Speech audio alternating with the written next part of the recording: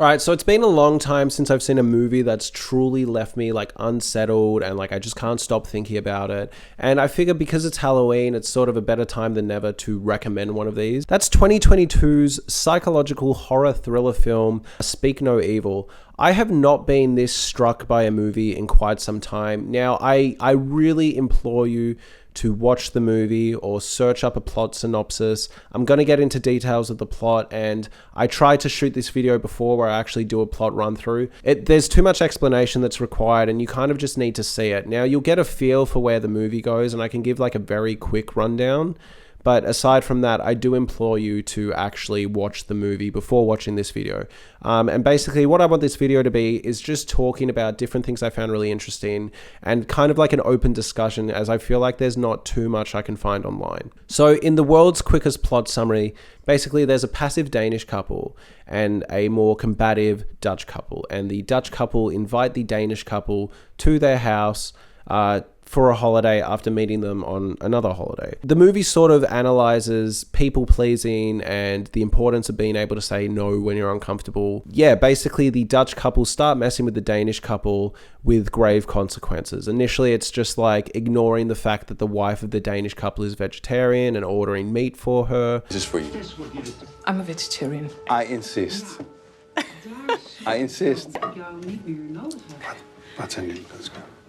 To the husband of the Dutch couple sort of brushing his teeth very close to the Danish wife while she's in the shower. These are just sort of scenes of like clear boundary violations and just very uncomfortable situations that feel intentional. They don't feel like cultural differences or just like whoopsies.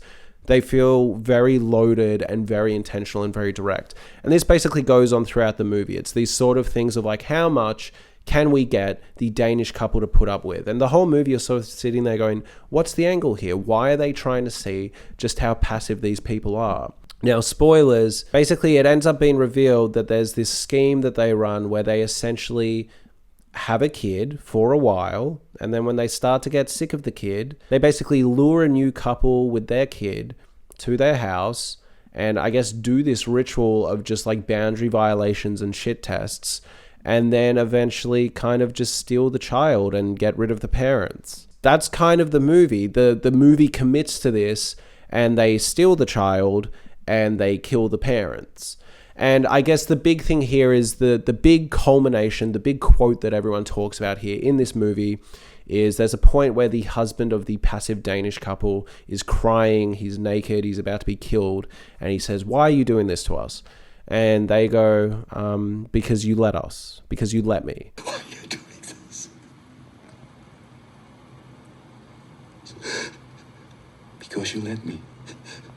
And that, yeah, like that sums up the movie. That is what the movie is exploring. Now, there's a lot I want to talk about with this movie, and I'm going to get into very specific examples.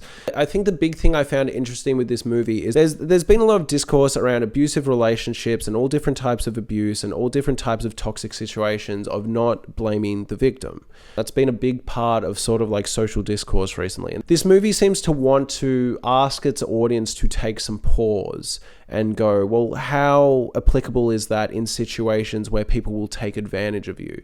And how much do you need to actually have your guards up? And how much do you actually need to apply critical thinking yourself and look at your own place in situations? Because the issue with this Danish couple in the movie and what it's exploring is they are just people pleasers to an absolute like toxic fault.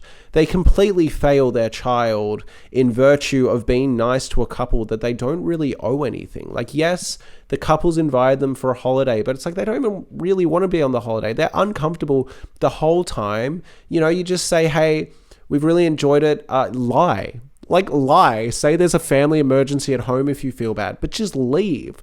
Like, there are so many points in this movie where it crosses the line from just, oh, maybe it's a different culture. Maybe they're just a bit insensitive to like, oh, they just slept naked with our child in bed. We're leaving now. Like, we need to go. But the thing is, you then, when they go back to inevitably get the thing that they left behind, and the Dutch, the sort of antagonistic wolf couple out of these two, starts to like gaslight them and play the victim and be like, oh, I can't believe you're leaving. Like, we're sorry if we offended you. We're sorry our bed's small. We're sorry the house isn't up to your standards. We have a situation here. Someone left without saying goodbye. Louise, I am terribly sorry that we forgot that you are a vegetarian. And if there are things you don't eat, you just could have told us. Right? And our house is not huge, so we cannot offer you a big luxury room and a king-size bed. Björn, I'm sorry.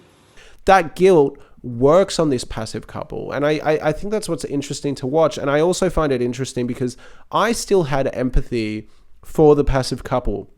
Despite how much they failed their daughter, despite how much they failed themselves and each other, I sort of was sitting there like, shit, like I've been in situations where I really wanted to go and I just swallowed it. And then I was like, I really should have followed my instinct.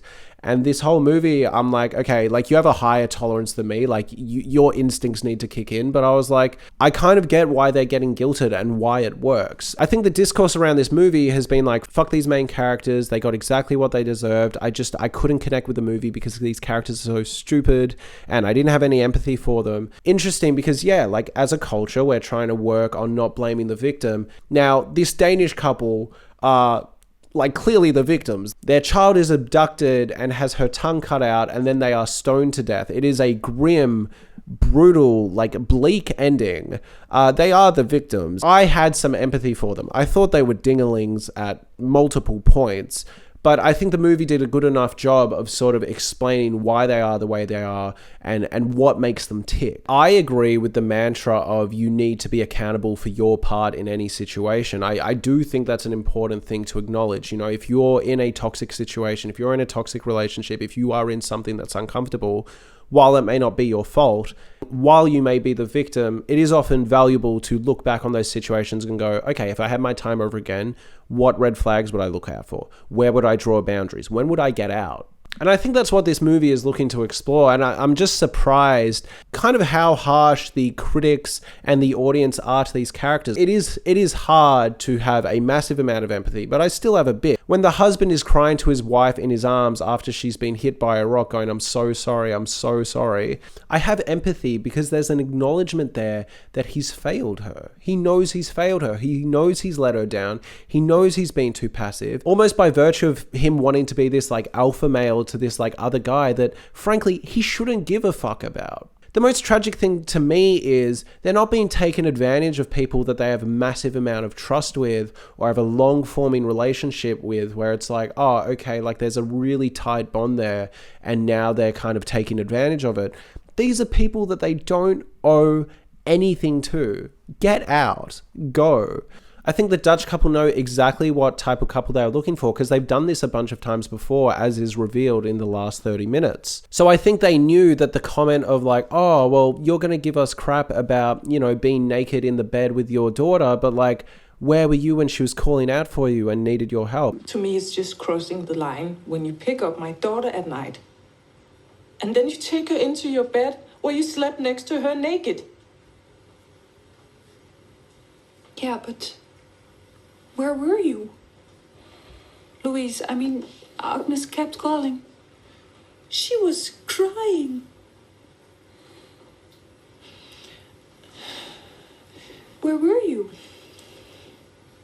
I think they knew deep down that would strike a nerve because that couple was clearly sexually frustrated and not really clicking and the chemistry wasn't there and it hasn't been there for a while.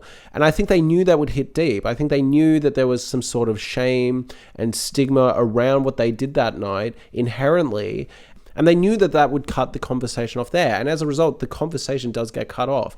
That minor bit of pushback of like, oh, well, where were you? It's like the wife doesn't even want to have that conversation of like, oh, we did actually hear her call out, but we were just having sex. It just sort of shows the difference in these two couples, these two outlooks. There is one couple that has done an objective wrong by pretty much anyone's standards that isn't in jail, which is sleeping naked with a child, even if it is yours, but especially if it isn't yours, just bizarre and a horrific thing for the parents to walk in on.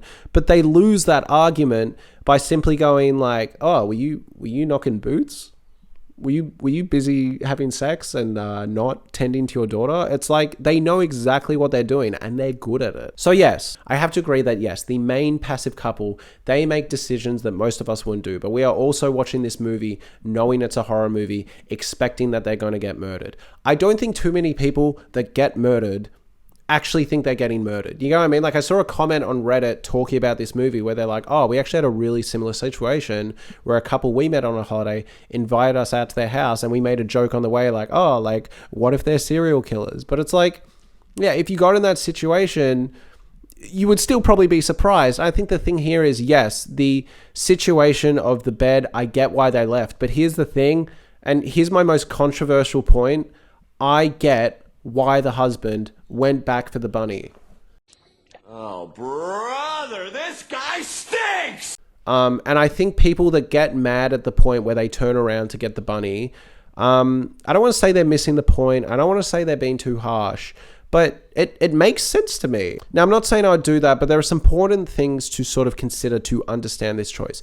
Number one, I don't think the wife at this point has actually communicated to the husband why she's so desperate to leave. She hasn't been like, hey, they were naked with our child in our bed, we need to go. It's almost like she doesn't want to rattle the husband, which is important because later on the husband also shields her from very important information to not almost rattle her. This constant need to not rattle the boat is what undoes this couple ultimately. She doesn't let the husband know like, oi, I saw this guy naked in bed with our daughter. She just goes, we need to leave. I'm uncomfortable. Like, we're going. Please, let's go. It's almost like the husband's just like, I don't want to fight. Like, all right, let's go. The daughter then goes, I've left my bunny. And the husband proceeds to turn around to go get the bunny in this massive moment of like, oh no. Now, yes. Now, my reaction at the time was, oh no.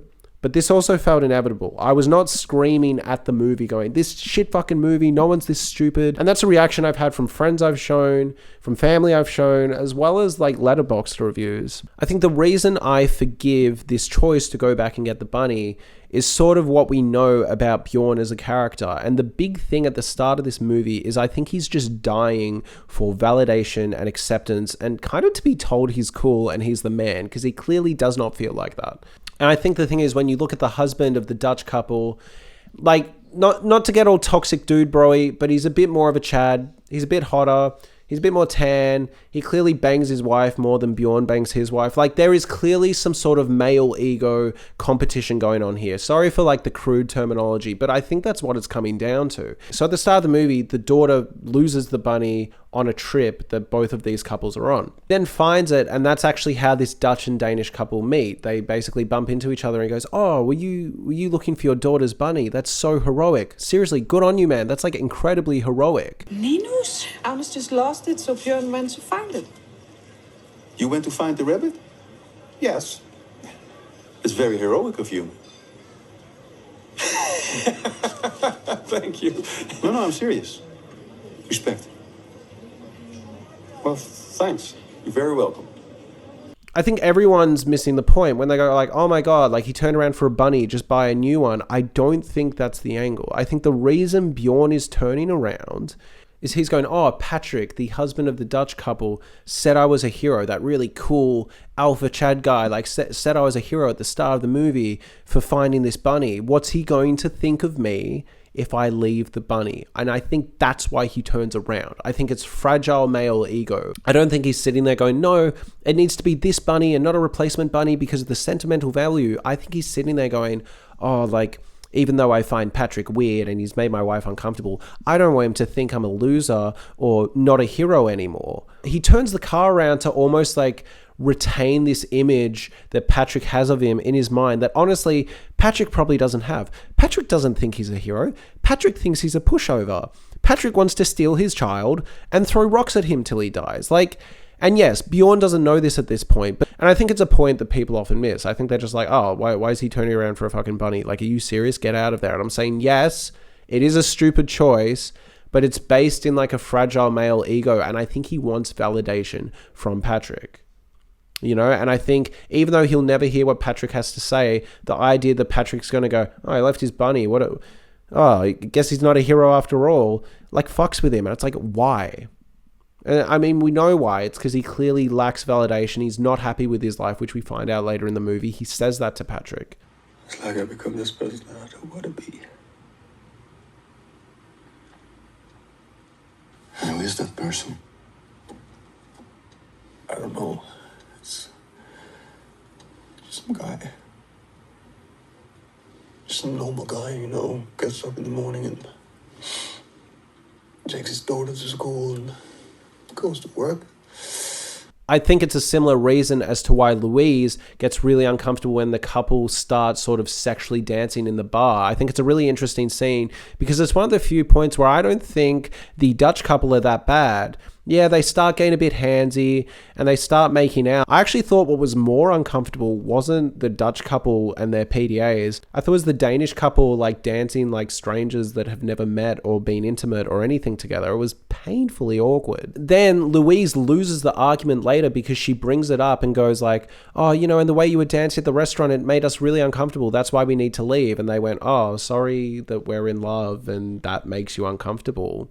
And then they beat her down and win that argument like hands down by going like, oh, and like, what were you doing when your daughter was calling? And it's like clearly this thing of like, she's either not happy with her sex life or feels guilty for not being attracted to Bjorn anymore or not having enough sex with him, which is why she then has sex with him when she gets home. It's really clear that the wife of the Dutch couple kind of strikes a nerve about like, I guess, their sexual relationship. And it's their undoing. They're worried about their fragile egos and their feelings and the feelings of this mean couple rather than the safety of their child. At this point, nothing sort of like horrific, like, oh my God, we're going to get murdered has happened. But the thing is, I wasn't mad at them for turning around. I wasn't mad at them for actually having a conversation with the Dutch couple and like outlining where they were hurt and where their boundaries were violated. I was mad when they then stayed. You know, that was the point where I was like, oh my God, what are you doing? No. And I think that's an important distinction. I get why he turned around. And I think on his end, like, I'll just run in and quickly get the bunny and leave. Sure, fair enough. Good idea. Whatever. You know what I mean? Like, I'm sort of like, yeah, I'm here for it. I get it. He either wants to be a good dad or he's stroking his own ego, but like, I understand it. I guess what hurt was then when they get talked into staying. It's like, oh no, this cannot be good. Another interesting scene to talk about, is the revelation where then Bjorn and Patrick hang out after this blow up, and Bjorn, the passive one, the sort of nice one, the one that's just gone with the punches and is always trying to please his wife and his daughter and everyone around him, basically reveals that he's like bordering on like depressed, not happy, and that he used to have some anger and like, you know, oorah, male fucking Chad, whatever. And he kind of misses it. He misses the sort of toxicity, the sort of fire that he used to have that he feels like he doesn't have anymore. That's an interesting point because really at this point, the only thing you can give Bjorn is that like he's nice and has a pretty good temperament. If you don't even want to be like that, like why are you being like that? Especially in this situation. Like if you want to have some more fire, this is the time. Get out. Like this is the time. Now I do want to talk about the ending because it shocked me. The whole section where they were trying to escape, I felt sick and uncomfortable and like anxious, and of course it wasn't going to go well. But again, I was watching with some friends, and when Patrick kind of comes up to him and he's left stranded, soaking wet with his car broken down, and they've got his family in the car essentially being held hostage without them knowing, and Patrick goes, "Oh Bjorn, get in the car, come on." And Bjorn goes, "Oh, are you like, why would you're going to hurt us? Like, please." Like, and he goes, "You know what? If you get in the car, if you follow what we say, like everything will be fine." I've read a lot of people online be like, "Why the fuck will you get in the car? Why will you not put up a fight?" And to be honest, I got it. Like at that point, like now I don't get the earlier decisions to stay at the house. I would not have done that. But I'm saying if I was in that situation of soaking wet, nothing to defend myself with, and I am completely outpowered and outmatched and they have my family hostage, I would probably be so scared that I would be like, oh, if you say everything's going to be okay, like, okay, what else am I going to do at that point? Like, if I run, they'll run over me or shoot me. You know, like, I kind of got it. I was like, okay, like, he's hoping that if he gets in the car and goes along with whatever they need, hopefully they'll get out. Now, obviously, it doesn't go that way. And not only does it not go that way, but it goes in such the opposite direction that I think it's what has given this film its reputation.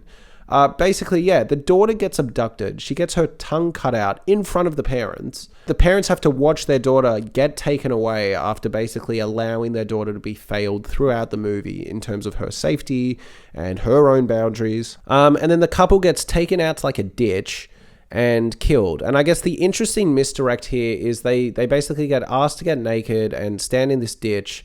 And just given how movies go, they're looking at each other and they're saying, I'm sorry, and they're cuddling each other. And you're sort of seeing they're going, all right, they're going to get shot. Like, it's going to be a quick dunk and they'll die and, you know, they'll be the end of the movie. But they get stoned to death. Slowly, horrifically. You're just kind of seeing there, like, my first reaction was like, oh my God. I think the important thing to note here is that it's a choice of death that almost feels very passive. Like, if it's just stones, if that's all this couple have, they don't have guns, you can run away. But I think the important thing to note here is, like, at that point, what's the point? You know, they could run away, but to me, it almost felt like they either felt like they deserved it or they were just really accepting of it.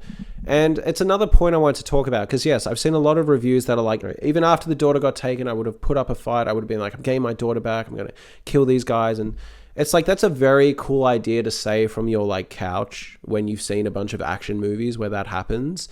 But to be honest, I get the wife's disposition. She's just seen her kid get taken. She has no clue where the kid's getting taken. She probably thinks the kid's getting like trafficked. The husband hasn't told her the details of what he knows is about to happen. So yeah, she's probably seen there like, well, my baby's gone.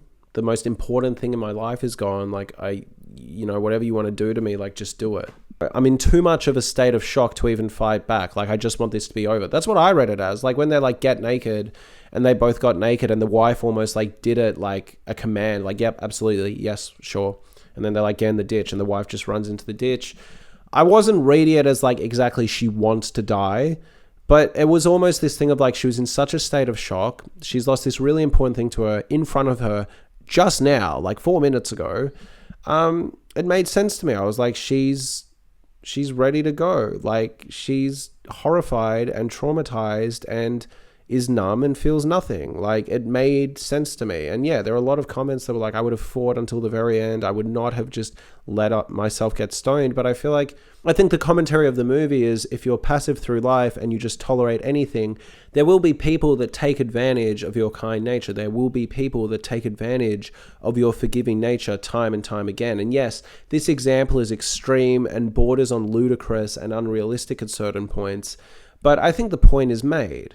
Given what we know about the characters throughout the movie, I guess how everything went made perfect sense to me. And I've seen a few comments on Reddit, as well as like people I've spoken to, where one person's going like, I wouldn't have done that, they wouldn't have got me. And the other person's going, well, I don't think they would have chosen you. I think they're choosing people that are pushovers, people that when it comes to fight, flight, or freeze, will freeze pretty much every time and just hope it goes away. And sometimes things don't go away. Sometimes they need action. I think that's the point of this movie. I think the point is like, all right, yes, we have empathy for victims. Like, yes, obviously what happens to this family is really sad and tragic, but also, be smart. Have your wits about you. It's not a good idea to just expect that you will always be treated with kindness. And it's a dark reality, and I don't think it's a message that you necessarily want to ingrain in your 5-year-old kid from birth and be like, oh, wait, watch Speak No Evil. It'll teach you things about the world. But I admire this movie's dedication to taking that thought to its absolute, like, logical limits. Why are you doing this? No one's forcing you to stay, but I really hope you do, because today is gonna be a great day. If I had some negative notes about this movie, I think it would have been a better ending if the kids were getting trafficked in a ring or just abducted. Scheme of like, basically from what I gather, this family essentially wants to replace their kid every couple months because they're bored. Like, what's the thing is, once I see the photos of like 50 to 100 families, one, it takes it out of any sort of semblance of reality and makes it like, oh, so this is just a movie you're not meant to take literally. It's just satire. But secondly, the idea that they've done this to like 50 to 100 families And they just, yeah, like, I guess kill parents and take the kids and then get a new kid when they're bored or something. It's like, they didn't even seem like they liked that son. Are they in a pursuit of finding the perfect child? But if so, why do they want children with their tongues missing? Can they not have children themselves? Is that even what it's about? Is the child just a lure so they can keep killing people? Is the motive here that sort of thing of like, wolf type people will take advantage of sheep type people? Is the point here that like they are such wolves that they are killing for sport? Like, is that the point? Is it like they will tolerate a kid that they don't really care about as a lure to sort of like lure these families in because they just have such disdain for that type of passivity? You know, is that it? Like, it's like a grudge. They just enjoy killing these passive people as sort of like, that'll show you for being so nice. Like, is that it? Like, is that the point? Like, are we meant to read it as rather than it's a scheme about the children and having a new child, is the point that the child is just a means to an end and they just get a kick out of punishing nice, sweet people? I think the important thing to note is also that, like, yes, this couple are incredibly pushovery and passive, but I mean, it was kind of working for them. You know, like, if they hadn't met this evil couple, they probably would have got along just fine. You know, maybe get taken advantage on like a telephone scam here or there, you know, but like they seemed relatively happy with each other. It just seemed like a very, you know, typical like low sex life, sad kind of marriage where the dude's a bit bored and the wife's a bit bored, but no one says anything. But I think the thing is, like, they were clearly both really non-combative, passive people, and that probably worked for them. They were probably enjoying that, and they never needed to rise to the level of conflict that sort of these wolf type people from the Dutch family command. And, you know, maybe that's fine. I also think it's important to note, and my girlfriend highlighted this, that they are probably looking for incredibly passover, pushovery people, because as a result, the kids they abduct will probably inherit those traits. They also probably won't put up a fight, run to authorities, or do anything out of fear of being reprimanded. It's a good point. And yeah, I guess my big issue with the movie is just kind of like the scheme itself is where the movie comes undone. The more I thought about it, the more I was like, I need to take this as a metaphor, because logistically it doesn't make sense. They had to have killed like 100 parents and like 49 kids at that point. So it's like, I can't buy it on a literal sense. And on top of that, the other reason I think it might be a metaphor is the director came out, or there was an interview where they've talked about that an alternate ending was when they got to the rock section, the bit where they're throwing the rocks at the parents, that in reality it was like a line of Dutch families, like Dutch couples, with their own respective, I guess, Danish couples or tourist couples, right? So like a bunch of different families had their own victim families, and they all threw rocks at them in like some weird culty ritual. So that suggests satire. That is not something you can take seriously in like the real world context. That's not something you can take seriously in like a real world setting. Like, you just can't. I think also it works as a really good allegory for like toxic relationships, like those things where it's like, I should have left. I know it wasn't good. I know it wasn't good for me, but like, I just couldn't. Like, I know looking back, it makes sense, but like, it's just at the time, like, you know, like I heard their reasoning and like it won me over. And like, that's what you see play out in that scene where the Dutch couple is confronted by the Danish couple. There's like a clear level of like gaslighting and manipulation and like playing on their kind of final like emotional tissue. I love the movie, but yeah, the more I think about their scheme, the more it comes undone. I need to assume it's a thing of like, they are serial killers that get a kick out of punishing nice passive people. You know, they you know, maybe it's like this thing where the couple sit there over dinner and go, God, I hate those types of people. Just those wet blanket, wishy-washy people. And then they have some like weird ritual of just finding a couple like this and killing them. And I think maybe they spare the kid as a virtue of like, okay, that'll add some legitimacy to us when we try and lure in the next couple. That's the reasoning that makes sense to me. If it's about getting the perfect child or like finding the perfect kid, it doesn't work as well as much for me, because it's like, well, you're deforming and traumatizing this kid. So I don't think it's that.